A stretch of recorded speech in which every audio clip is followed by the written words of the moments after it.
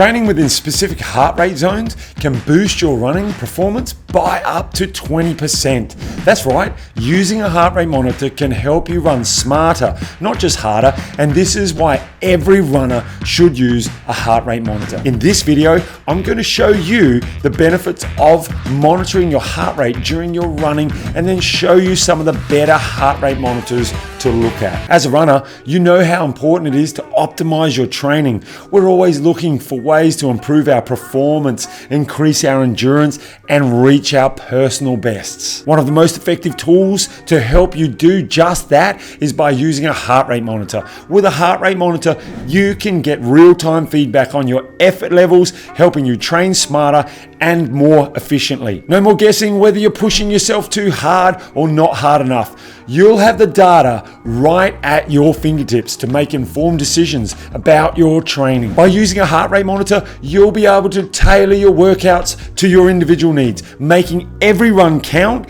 and ensuring you're not wasting your time or your energy. Later in this video, I'll show you how to get the most out of your heart rate monitor and touch on different heart rate zones. But if you want to see my detailed coaching video on how to train correctly in each heart rate zone and the physical benefits that you'll be getting from different training heart rate zones, just type heart rate in the comment section and I'll send you the video link. When it comes to getting started with heart rate monitoring, you'll need a few basic things. First of all, you'll need a heart rate monitor itself, which can be a chest strap, an arm strap, or a wrist-based heart rate monitor. Personally, I love the arm strap heart rate monitor as it provides around 90 to 95% accuracy level on your feedback. You'll also need a compatible device such as a smartphone or a GPS watch to track your data through your run. Now you'll need to set up your heart rate monitor and connect it to your device. First, make sure you're wearing your heart rate monitor correctly. If you're using a chest strap, it should be snug against your chest, just below your nipples. Yes, I just said that. A personal training hack I use to get a better reading from the chest strap is to wet the two sensor pads before you wear it, as it will simulate the sweat moisture that the strap will get when you start to train. In my experience, when I do this, my heart rate data does not jump around as much when I'm warming up. If you're using an arm strap, make sure that monitor is on the outside of your tricep where most of the muscle is, as this is where the monitor will get the best reading from. But if you're using a wrist-based monitor, make sure it's not too loose or too tight. You want to ensure a comfortable fit that allows for accurate readings. Now that we've got your heart rate monitor set up and connected, let's talk about how to use it during a run. As you start your run, make sure you're in the correct heart rate zone for your desired intensity.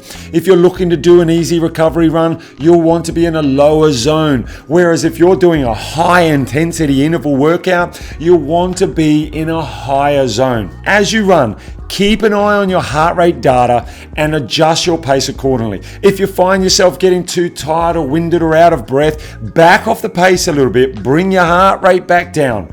Remember, the goal is to train smarter, not harder. And as you achieve this by ensuring that you are staying in the desired heart rate zone for that workout. Using a heart rate monitor isn't just about tracking your heart rate during your runs though.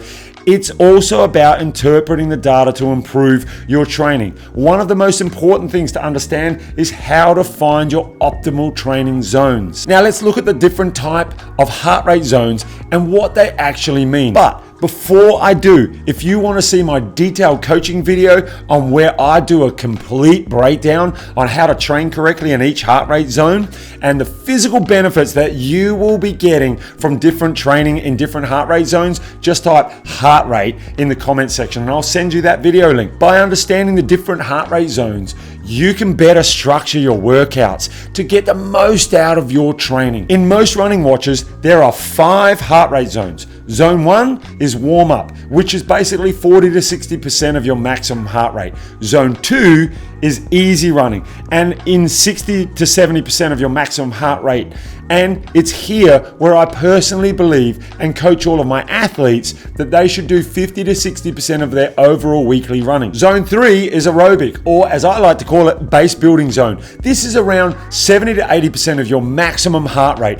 Personally, I set this setting to 85% of my maximum heart rate. And if you want to see why I do this, feel free to type heart rate zone in the comment section section below and I'll send you the link for my full detailed breakdown of each heart rate zone and the benefits of what you get from training in these zones. You will also see on that video how to better structure your weekly training plans based on your heart rate data, so don't forget to type heart rate in the comments link. Zone 4 is the threshold zone, and this is usually 80 to 90% of your maximum heart rate, and it's here where most people struggle to understand and find it most difficult to get right in their training, which causes them to either give up on it or just keep doing it wrong and hope for the best. Zone 5 is the zone that goes by many names: aerobic zone or maximum zone or VO2, or as most people refer to this as the pain cave zone. Now, if you are a beginner, I would encourage you to stay away from this zone for a while, as it's the zone that can cause many injuries from fatigue or incorrect warm-ups. Now, keep in mind that as you start using your heart rate monitor, you might encounter a few issues. One common problem with heart rate monitors is inaccurate readings, which can usually be fixed by adjusting the fit of your heart rate monitor or making sure it's properly paired with your device. By monitoring your heart rate, you'll be able to optimize your training, reduce the risk of injury, and reach your personal bests. As a running form and technique coach, it is a passion of mine to develop and coach people to become the best runner they can be. And by following the steps outlined in this video, you'll be able to start using your heart rate monitor to train smarter, not just harder. Also, don't forget to follow me on Strava for more daily tips and short videos on how to better train. You can find my Strava profile link in the description below. So what are you waiting for?